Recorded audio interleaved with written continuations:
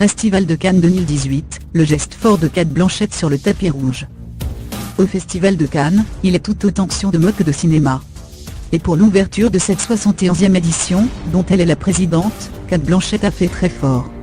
On vous explique pourquoi.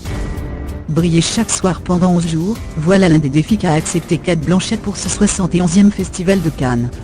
La belle Australienne de 48 ans, elle fêtera ses 49 ans le 14 mai prochain, présidente du jury, a commencé très fort ce mardi 8 mai au soir lors de la cérémonie d'ouverture. Pour son premier red carpet de la quinzaine, elle avait choisi une robe au dos nu très plongeant, et assez graphique d'une vraie beauté. En tulle brodée de crito et crinoline de dentelle noire, cette robe qui jouait allègrement sur la transparence, mais avec une auréole accent aiguement de classe, était l'œuvre de la collection Giorgio Armani privée. Une tenue qui, le savait-elle, lui allait à ravir puisqu'elle l'avait déjà portée lors de la cérémonie des Golden Globes en 2014. Une soirée au cours de laquelle elle avait d'ailleurs remporté le prix de la meilleure actrice dans un drame pour son rôle dans Blue Jasmine de Woody Allen. Ce souhait de reporter l'une de ses robes est un véritable acte militant.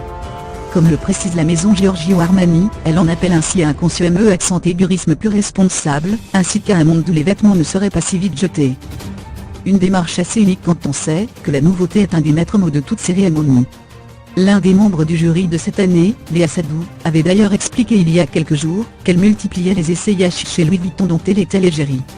J'adore la mode et je fais tout pour la représenter le mieux possible. Et puis à Cannes, on n'a pas le droit de se louper, on est scruté sous tous les angles, et, comme toutes les actrices, j'ai connu le drame de la tâche au dernier moment, du soutien-gorge qui dépasse, du talon qui casse sur les marches, avait expliqué la maman de Georges et Madame Figaro. Mais si les robes sont faites pour elle, révélait-elle, elle est en revanche obligée de les rendre. Reste à savoir ce qu'ils en font ensuite.